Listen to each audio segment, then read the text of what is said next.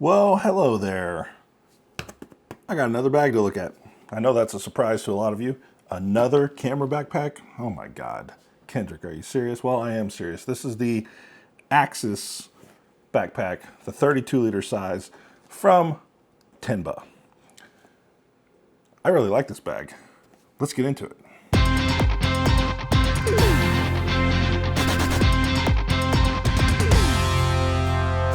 This is the Tenba Axis 32-liter bag. Tenba also has the 24-liter and the 20-liter versions of this bag. I happen to like bigger bags because I'm a bigger guy. I'm 6'3", and I need some of the height on a backpack so it doesn't look like something really, a little tiny little purse that I'm carrying on my back. The size itself is important. The weight matters some, but I'm prepared to carry more stuff or just have a bigger bag just so it works better for me. Your mileage may vary. You probably might be a little more suited to the 24-liter or the 20-liter. They're basically the same bag, just smaller. One of the first things that you're going to notice when you look at it is, of course, this military-inspired MOLLE webbing section on the front. It's got several, one, two, three, four, five, six, seven stripes of MOLLE webbing. It's also got a reflection thread built in, so at night it kind of glows off the headlights and stuff. So a little safety mechanism there. You can see I've got a couple little things attached to mine. The Hero Clip. If you don't know what a Hero Clip is, check the link in the description. You're going to want one of those. A couple other little clips on here just to hang stuff from if needed. It's also got the MOLLE webbing on this pocket right here, which I'll show you in B-roll so you can get a better look at it. But I already have my own bag that's MOLLE compatible attached to it. We'll talk about that a little bit more later. But it's a military-inspired look, and some people are going to hate that. Some people are going to love it. I'm a little in the middle of the road on that. I think overall the bag looks great. I don't think I'll use the MOLLE webbing all that often, but I don't hate it either. One of the things that I'm concerned about with this MOLLE webbing is if you actually put something on the front of this bag, like for example, I put my water bottle, let's just clip it onto the Hero Clip here. If I put my water bottle on the front of the bag, and then, I go to access the stuff in the bag through the, it's a bag that you access through the back. So if you're trying to access your stuff and you got something on the front, this is kind of a weird situation if you've got stuff on the front. If you got a little pouch on here or whatever, and you're trying to set the bag flat to get into it, you're going to have some stuff in the way. So that's kind of the first concern about this MOLLE webbing here on the front. Of course, a lot of backpacks have that problem. It's not that big of a deal.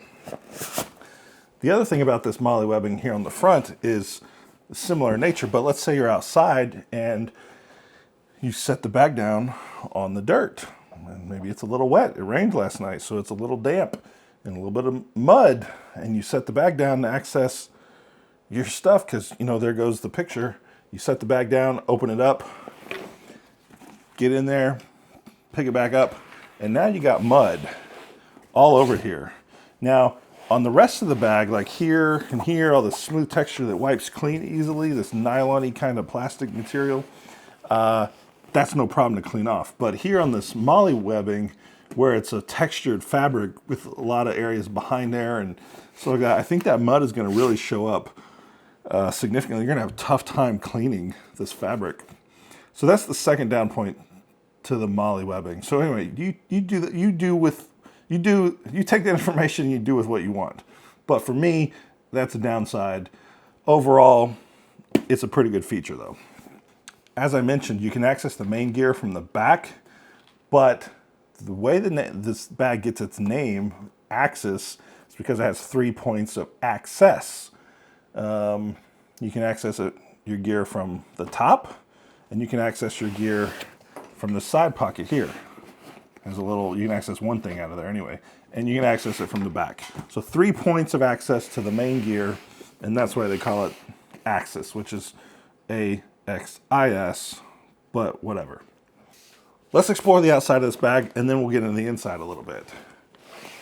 Water bottle holders. This is an expandable water bottle holder. Very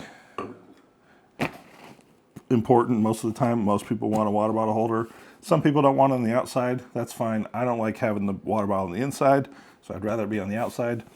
And you can double this as a small tripod holder if you want. It's got an elastic stretchy waistband or stretchy band right there. And when you're not using it, it folds up pretty flat. It's got a small little drain hole down here to let out liquids if needed. But pretty standard. It's pretty well designed because it's flush. It just kind of maxes out. This is a 24 ounce water bottle. I don't know that it can really hold much bigger. Maybe it's slightly bigger. There's a little room in there, but it doesn't hold much bigger than that. I tried a pretty large one and no go. So that's that. This is a really nice harness system, actually. It is adjustable for height. So you have 3 different sizes of the shoulder straps here. You can raise and lower the shoulder straps based on your torso length. And you do that by using this little plastic card that comes with it, and you just separate, you stick it behind the backpack strap, and it breaks the Velcro attachment. And then you can slide this thing up and down based on, let's move my hand out of the way, based on your torso size. So I like it on the tallest setting because, like I said, I'm pretty tall. And then you just stash the card back in front of the pouch, and there you go. You probably only need to do that once. Now these are pretty thin. They're pretty thin, but they're made out of a very pretty durable, thick foam of some sort, and it's perforated, so there's holes in it, which makes for a little easier airflow. But they're actually pretty comfortable, and I didn't notice any problems with them when I was wearing it. This back panel is actually pretty comfortable. It's a mesh material with different kinds of foam, and there's texture to it, so it creates a bit of an air channel. And it's pretty comfortable against the back. I haven't gone hiking in this bag, so I don't know how long it would take to get really hot, but it seems pretty well thought out and well designed for that. This lumbar section is pretty well padded, pretty comfortable. It's a different kind of foam than up here, but it's pretty comfortable. It's a little bit more like a foam pillow, so to speak. You'll notice it's got a belt. It is removable. There's a little piece of Velcro in the middle inside, and you pop that Velcro off and you pull the belt out. I've said in many of my videos that I don't like having a waist belt, but I am changing my tune on that a little bit because I'm finding out that I have kind of I'm getting old basically, and my back, I'm having some lower back pain that I feel like decades of carrying around camera gear without a belt may have contributed to this. I don't know. But anyway, I'm going to start using my belt more often when I carry a bag of this size. But I like the fact that it's removable, and I have removed it and used the bag without it, and it's just fine. So when I, traveling, I'm probably going to wear the belt pack. When I'm going around in the city, I might take that out. It does have a sternum strap. Pretty standard sternum strap, but it is adjustable up and down. I think that maybe the sternum strap could potentially, an improvement on this could go up a little more if they designed it a little differently, and that might help some of our people who have fleshy material out here on the front might appreciate having higher sternum strap. That might cause a little less squishiness up here. Just saying. To this side, you can see that there is a pocket here. Well, you can't see it because of this angle, but I'll show you in B-roll. There's a pocket here that zips all the way around, and you can access what's in there. And what's in there is a camera. Imagine that. So we'll visit that a little bit more later, but it's got the MOLLE webbing on that pocket. So as you saw, my little pouch here just swings away with it. So that's pretty cool. I like the MOLLE webbing on that pocket. I kind of wish the MOLLE webbing went all the way up on both sides. And I think that would make a more interesting approach to the moly webbing than having it on the front. So, just something to think about. It has a handle here at the top. This is kind of what I would call a basic handle. It does the job okay, but it's not real comfortable, and it's not a big deal. It's just one little piece of fabric folded over and sewn together. I do lift the bag with that, but it doesn't have many other grab points. There's no handle here. There's no handle here. There's not a handle on the top. Besides that one, just that one back there, not one up here, and there's not one on the bottom. So many other competitor bags have multiple handles that you can grab, like you're pulling it out of an overhead bin or putting it in a car or something. So that's something to think about. I think they did that for stylistic reasons, but it's still nice to have some handles to grab onto. If you're looking carefully, you'll see a small zipper section right under here. That's for the tripod pocket. So you can pull out the little tripod pouch. And you put one or two legs of the tripod in there. Use these straps to hold the tripod upright, and that works out pretty well. The bag does come with a rain fly, but I've already lost the rain fly, so I don't have it anymore. I'm sure it works wonderfully. Now, there's a pocket on the front of here, kind of a pocket with some depth. That's this front one big front pocket. It's huge. So let's take a quick look at that. You can see right here, the zippers go halfway down. And I do want to point out these are YKK zippers. And the handle pulls have the little Tenba logo on them, and they're just fine. I don't have any problems with zipper pulls very often, but they are YKK. Zip it the other side, also same spot, halfway down. And you get this flap, kind of goes like that, and you access an area with a little bit of organization, but not much. So to show you some of the size I had, I just put a microphone, a little standard microphone bag in there, and that's kind of about the thickness that pocket is going to give you. And I also put a XLR cable kind of wound up in there, and those two side by side kind of filled out kind of the lower portion of this pretty well. Now we can see these little pockets don't go all the way down. They kind of go about to almost the same point as the zippers here. And they don't really have any depth to them, so you're not going to be able to hold much in these. Right now I've just got a USB cable tucked in there, and a little bit of a SD card envelope, and that works out okay. But I did want to point out, while I had the chance, this little notebook, just a standard size moleskin notebook, kind of the thinner version. I wanted to see if it would fit in here, and it does. It's kinda, but not quite. It fits widthwise. I can go all the way down, but it's too tall. I can't then go around and zip up. Can't make that corner and zip up the zipper there. So I wish these pockets went at least a little further down, and it might be nice if they went, further down, but then you start losing stuff down at the bottom. So anyway, kind of a compromise on that. Just want to show you that this does not fit in those pockets. There's a business card slot right there. And the Tenba tag right there. I do think maybe they missed an opportunity here to have a pocket right here of some sort, maybe a mesh pocket that you could stick stuff in. That would be kind of a nice quick access pocket as well, because then you can unzip this, quickly get in here and get your chapstick. People need their chapstick. So that would be one modification I might suggest for the next version of this bag. One more thing I want to point out is this logo on the top. Very stylish, I think. Very modest, and it's just the Tenba logo right on the top. Most people aren't even going to see it if you're wearing the backpack, but I think it's as far as logos go, very minimal and also pretty dang cool. Now let's get into the back of this thing. This is what you've all been waiting for, I know, on the edge of your seat with anticipation. Going to start right away with one of my concerns, sort of a thing.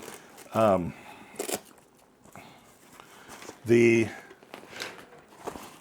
pouch that you can see right here, this is where you keep your laptop. And it's pretty big. It can hold a really big laptop. It's got pretty significant depth, and it's got a lot of height. So I want to show you quickly. I want to show you what's in there. You undo this piece of Velcro, just a quick little Velcro tab, and then I have 11-inch MacBook Air in there. I have 13-inch MacBook Pro, and I want to show that it goes up to here. So it's sitting on the bottom, and you can kind of tell, if I put my thumb right there, you can tell the 13-inch MacBook Pro sits about 3 inches down from the top. So the bigger laptops are going to fit just fine in it. Even if you had a much taller laptop, if you didn't Velcro that, you could still fit it in there. So this will hold the bigger laptops for all you big laptop mofos. So 13-inch MacBook Pro, and one more thing. I'm now carrying around an external monitor, a USB-C powered external monitor for having extra workspace on my laptop. This thing is the ViewSonic. I don't even know the model number. I just got it. I've used it a few times. It seems fine, but I'm worried about it breaking. I'm worried about breaking the screen with some flex. So like, if it's in the bag and the bag flexes a little bit, I'm like worried that it's gonna snap the screen. So I guess time will tell on that, but it's bigger than the laptop, and it fits in there just fine. So you can see I actually fit all 3 of these devices in that same pocket. Partly being because there's no other place to put them. There's no iPad pocket. So you fit it all in that one, and it seems okay. It's not my favorite situation, but it seems okay. I'll give it a try, and hopefully it works out. Now, to get a quick look at the gear that's in there, as I mentioned, this pocket opens up and you can pull out the camera. So this is the Fuji X-T4 with a battery grip. And so I wanted to definitely point out that you can have the gripped bodies in this bag. Now this is a mirrorless gripped body, but if you have a gigantic old school DSLR, maybe you might have trouble. I don't know, but mirrorless with the grip, no problem. It fits in there just fine. No problem whatsoever. Down the middle, I have the Nomadic Tech Pouch. Giving this a try, compare it to the Peak Design Tech Pouch, but this thing is pretty cool.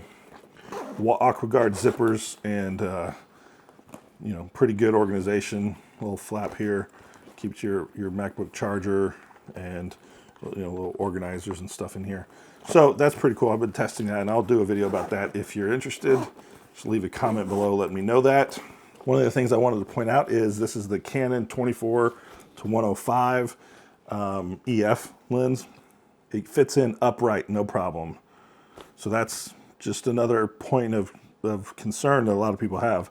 Otherwise, it just got various things in here, a little pouch with some headphones and whatnot. So one of the ways people might want to use this bag is to access from the top the gear. And so you could arrange it in such a way that your camera is sitting in this top part, lens going this way, kind of like this. And then you can access the camera from the top and just pull it out. That's not how I chose to set this up today, but this is a Tamron 24-70, and it does have it fitting in there, no problem. But just to show you this top pocket, it zips all the way around, and you can get in to this section here. I kind of decided to shelf this off so that I can use it as a quick access pocket, because there's not really enough quick access. I want to put my sunglasses or whatever in this pocket, snacks, whatnot, in the top. And that works out pretty well, but today I've got the 24-70 in that spot. You'll also notice a zippered section there, a pretty nice, it's not mesh, but it's a plastic material, and it's a pretty decent sized pocket with a reasonable amount of depth, fitting batteries and card envelopes and whatever you want in there. It works out pretty well. So that's that pocket. The dividers themselves are great. They're not as innovative as some. You know, I'm looking at you, Peak Design. You have really interesting dividers, but these are solid. They're not going anywhere. They do have some pre-built folds in them and stuff. They're going to keep your gear safe and separated. So that's the main thing I'm asking for. Okay, so that's a lot of the features and how I'm using this bag. I found it to be very comfortable, very spacious, very well designed and built. Aesthetically, I like it quite a bit. I've had my eye on it for a couple years now. This bag came out around 2018. I'm finally, like 3 or 4 or 5 years later, whatever, getting my hands on a copy so I can play with it. And I'm actually really enjoying it. I think it's gonna be one of the bags I hold on to. I don't hold on to every bag I try. Can't afford to do that, but this is going to be one that I hold on to for a while. It strikes a balance between being something you can take to a corporate office shoot if needed, without being too outdoorsy. But if you need to take it outdoors a little bit, or travel through an airport and stuff, I think it's got that balance too. So overall, I think it's a really good compromise of many areas of camera backpack stuff. Well, that's about it. If you like this video, hit the like and subscribe. You know what to do. If you are interested in this bag, click the link in the description, and I will catch you guys on the next one. More of a standard kind of foam that you might find in a foam pillow, or even a little bit of maybe like a just a more of a kind of this lumbar what the I can't say the word lumbar.